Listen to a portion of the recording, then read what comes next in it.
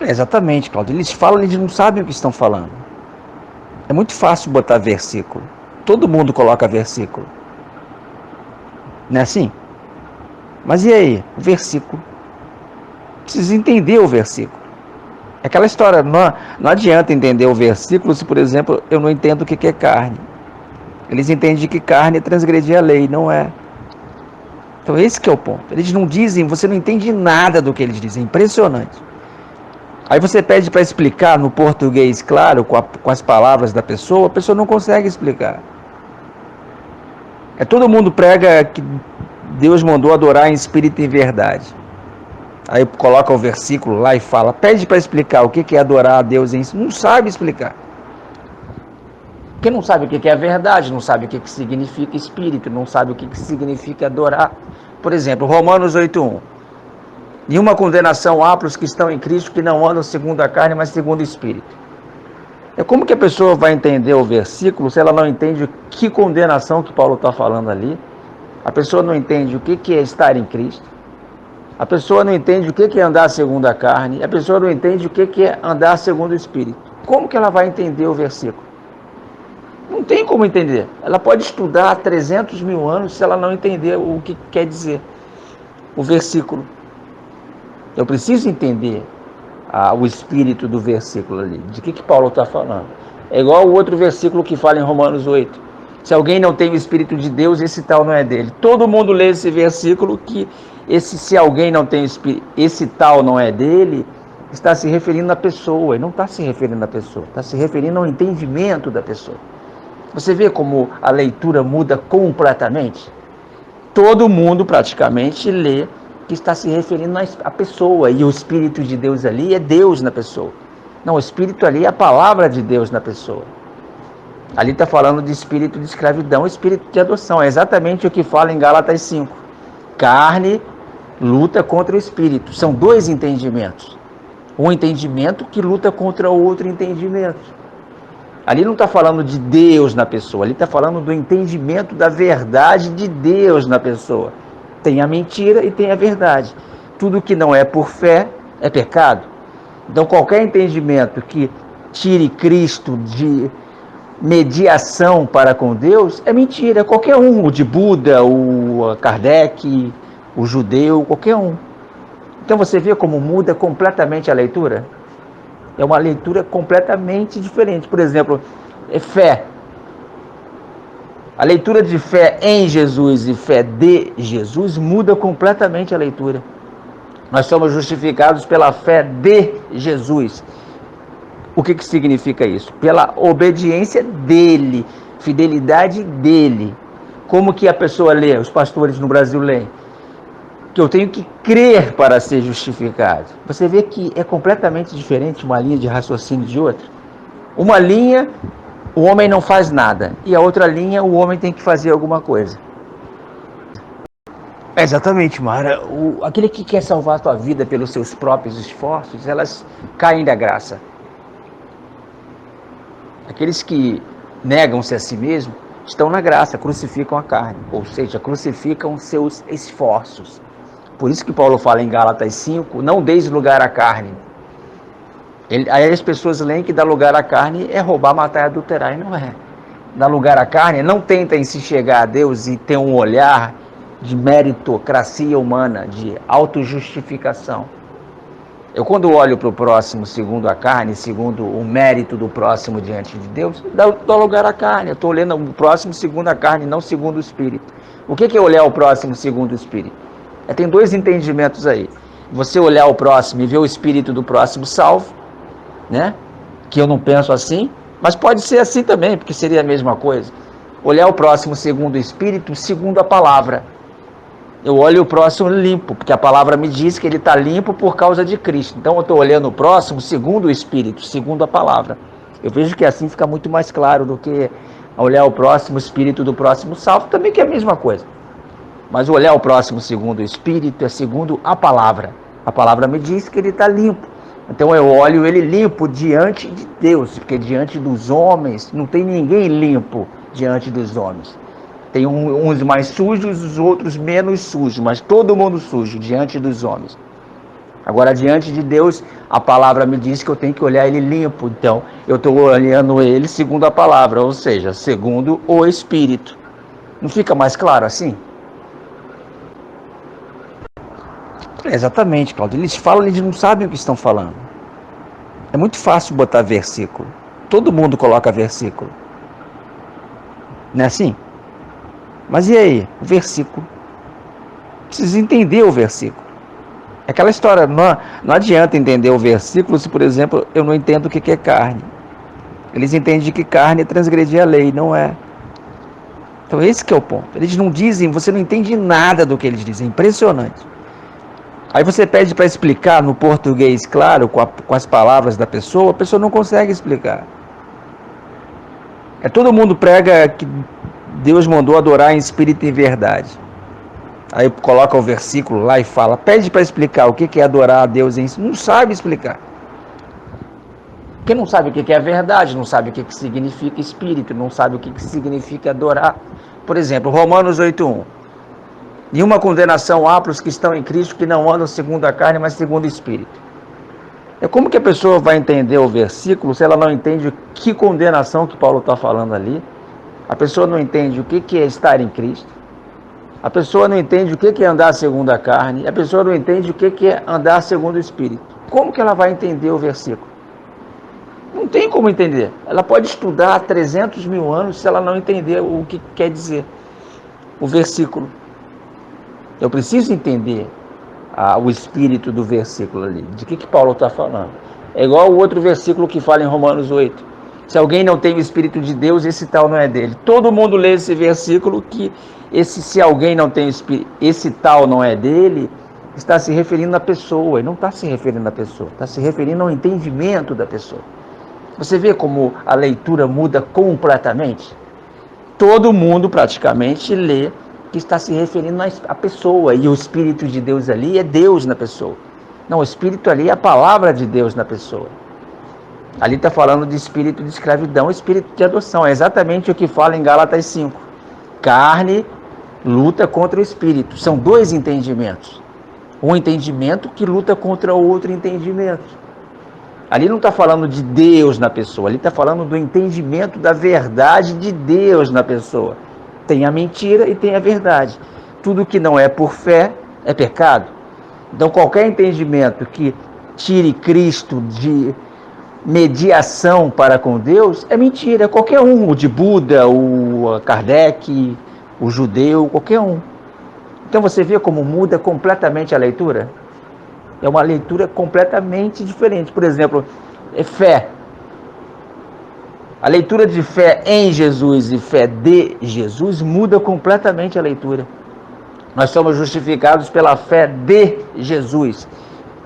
O que significa isso? Pela obediência dele, fidelidade dele.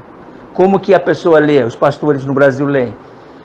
Que eu tenho que crer para ser justificado. Você vê que é completamente diferente uma linha de raciocínio de outra. Uma linha, o homem não faz nada. E a outra linha, o homem tem que fazer alguma coisa. Só que quando ele pede perdão, ele nega a Cristo. Ele nega. É esse que é o problema. Se alguém transgride a lei de Moisés, é punido, muito mais aquele que pisa o Filho de Deus e nega o Espírito da graça. O Espírito diz que nós estamos limpos.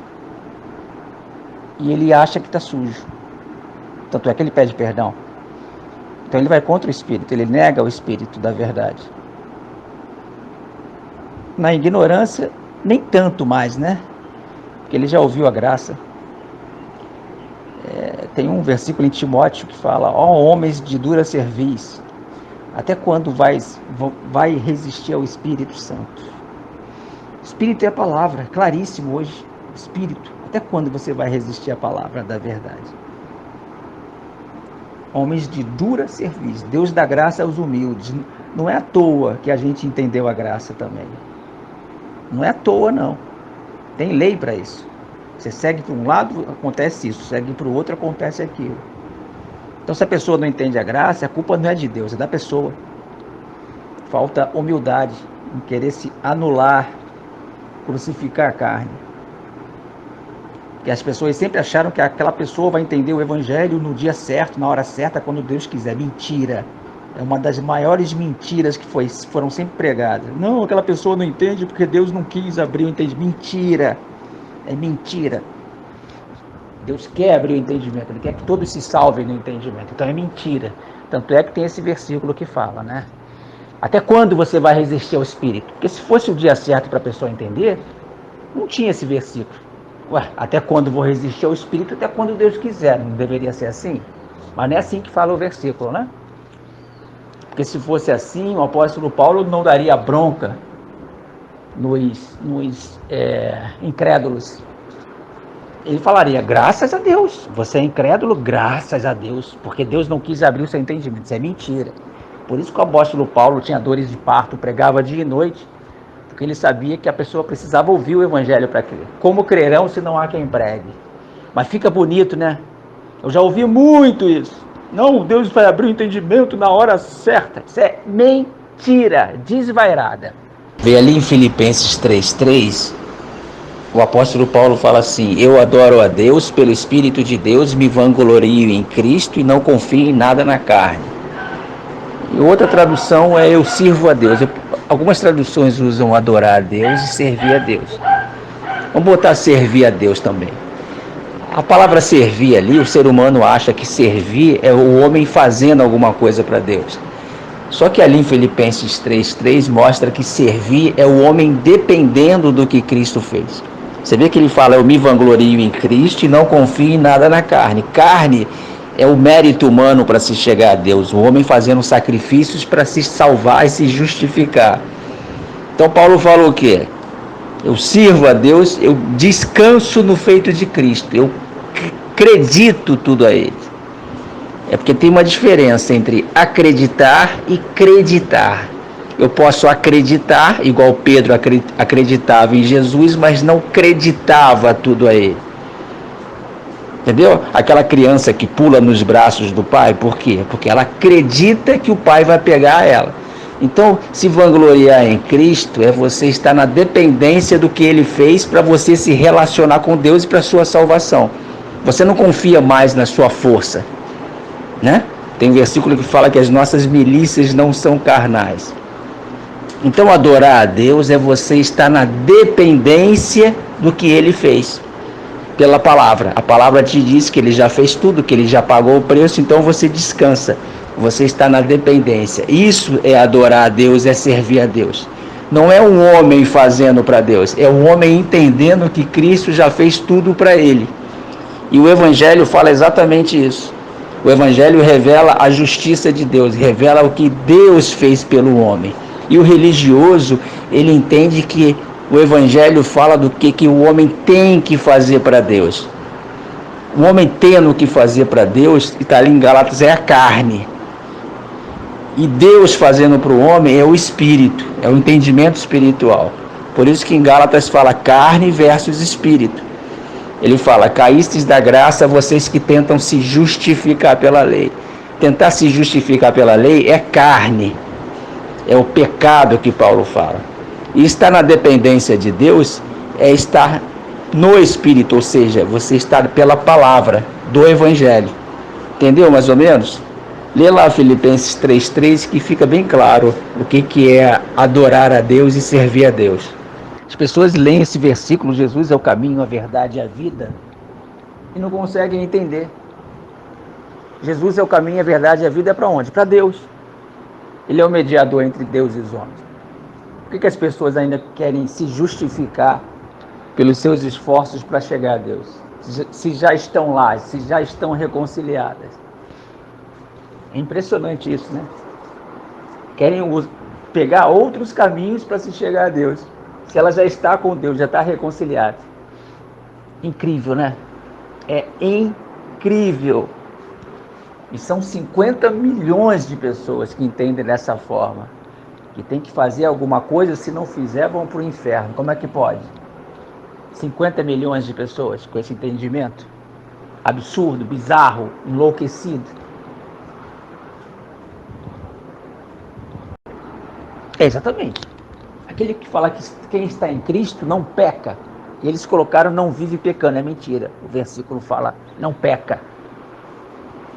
Né? Agora vocês não são também mais no pecado, porque vocês agora estão na graça. Ali é o pecado está debaixo da lei. Se eu estou debaixo da graça, é óbvio que eu não estou debaixo da lei. Se eu sou guiado pelo Espírito, eu não estou debaixo da lei. Se eu estou debaixo da lei, eu não sou guiado pelo Espírito. Aí quando fala ali, os que estão em Cristo crucificaram a carne, ali é 100%. Se tiver 1% de carne, você não está no Espírito. Ou é por fé ou é por obras, não tem meio termo. Então ali, esses versículos todos é um lado ou do outro. Só que eles levam para o pecado do dia a dia. Esses versículos não se encaixariam no pecado do dia a dia, porque você ia crucificar a carne mais ou menos, você ia estar fora do pecado mais ou menos, e você ia estar em Cristo mais ou menos. Não, ali não. Ali não tem mais ou menos. Na graça não tem mais ou menos. Ou é na graça ou é na lei. Não existe meio termo. E esses versículos falam exatamente disso. Que você não peca. Se você peca, você não está na graça. Só que é o pecado de estar debaixo da lei. Se você não crucificou a carne, você não está em Cristo. Se você está em Cristo, você não anda segundo a carne. É 100%.